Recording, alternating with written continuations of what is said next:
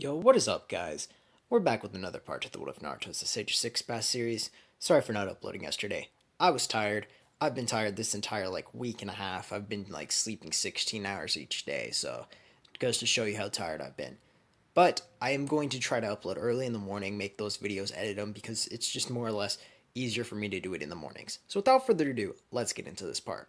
Now, last time experienced a great tragedy. He saw Hinata die in his arms, and he slipped into such a depression and rage that he can't handle the village at this point in time. He knows if anyone were to just torment him a little bit, he would go berserk and end up killing him. And with his lack of skills at this point in time, of only being 8 years old of age, he would not be able to actually defend himself against what would be the higher likes of Jonin due to a lack of skill again.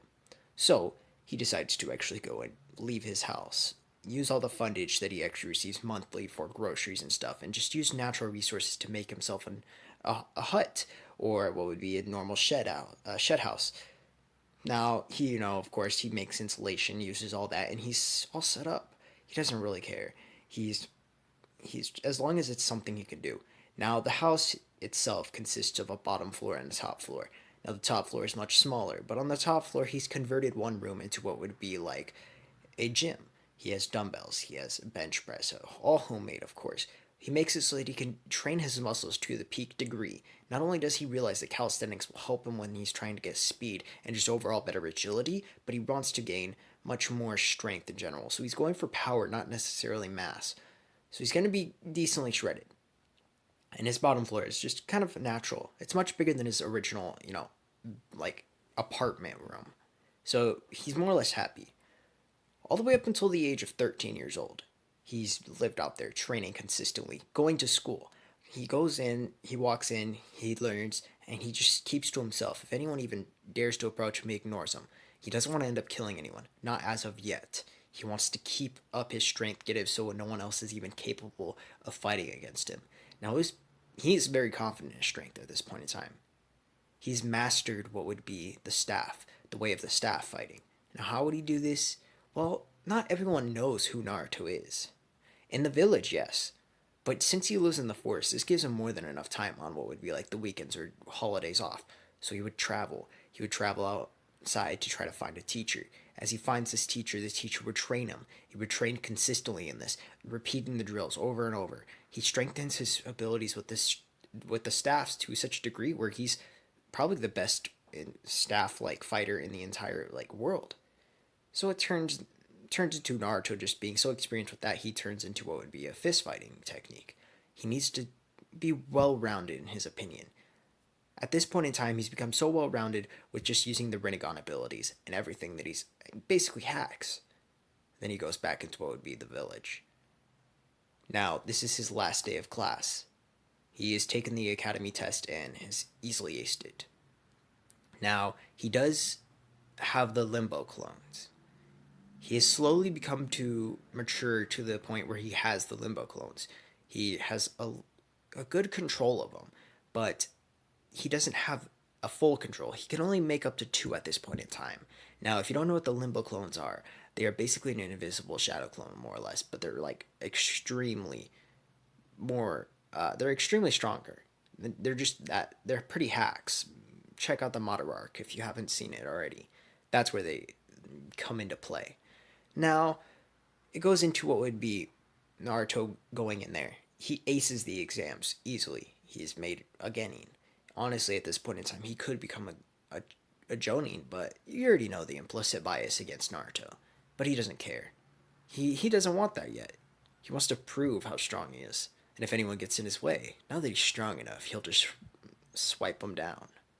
They announce the teams. They announced Naruto, Sakura, and of course, Sasuke. Hinata's dead, so someone would have to replace her. Naruto has not been forgiven by Hinata's family, and they actually see him as just a traitor. They see him as just the devil. He was the reason she died, and everyone else kind of sees him the same way. They see him even worse now that's what happens. They refuse to befriend someone like that. They saw what happens when you befriend a demon in their eyes. Naruto doesn't care, though. He realizes that Hinata was his one friend, his one love, and she was stripped away from him. he won't let that happen ever again. If he ever makes a friend or ever finds anyone special to him again, he made a vow to protect him with all of his just life. This leads on towards what would be the actual exam, or like the bell test. Now Naruto's sitting there quietly. I guess I should say the announcements, or when we go up to the introductions, Naruto would have just been quiet the entire time. He would have simply replied, "I don't really feel like talking. This is nothing that bothers me. Really, this is just a bothersome thing.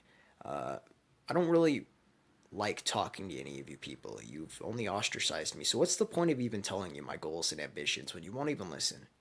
Kakashi takes this to heart. He's like, "Really? So this kid's really been left out that much, huh? That sucks." This leads towards the bell test, of course. Now, Kakashi explains all the rules.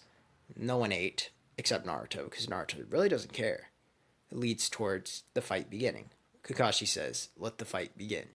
Sasuke and Sakura split up. They want to take a more strategic approach against what would be someone who's much stronger than them. And now Naruto, on the other hand, he's filled with this hate, this rage, this menacing feeling. He's finally able to unleash his emotions against a Leaf Jonin to show that he's so much stronger than they are, to prove and reassure himself that he could kill anyone in this village and they won't be able to do anything to stop him. He looks at Kakashi in his eyes. People like you are the reason that she died. You guys are the reason that she died. Kakashi looks at him. "What are you talking about?" "Hinata. She was just an innocent young girl. She was the only one who actually came over and helped me. No one helped me at that time. No one other than her. And you were my dad's friend. Don't think I didn't do research. I found out that you actually were his student. But guess what? You didn't care. No, you just watched as I went through all that pain, as they threw me aside, as I fell to my knees, as I was having panic attacks constantly, thinking about committing suicide, but I couldn't. I tried. My body would just heal. I was too durable. There was no way I could die. No way it would let me die. This beast inside of me wouldn't let me die. But you didn't care, no. You just watched from the sidelines. You're as guilty as they are, if not more guilty. And now it's my time to pay you back." As he rushes forward, colliding his fist towards what would be Kakashi's gut, then he pulls out his staff, or summoning it from thin air. He starts beating against Kakashi. He pulls out Kakashi's legs from beneath him, stomping on Kakashi's chest, causing him to cough up blood. Kakashi pushes Naruto back, but Naruto's two limbo clones come up, beating the shit out of Kakashi.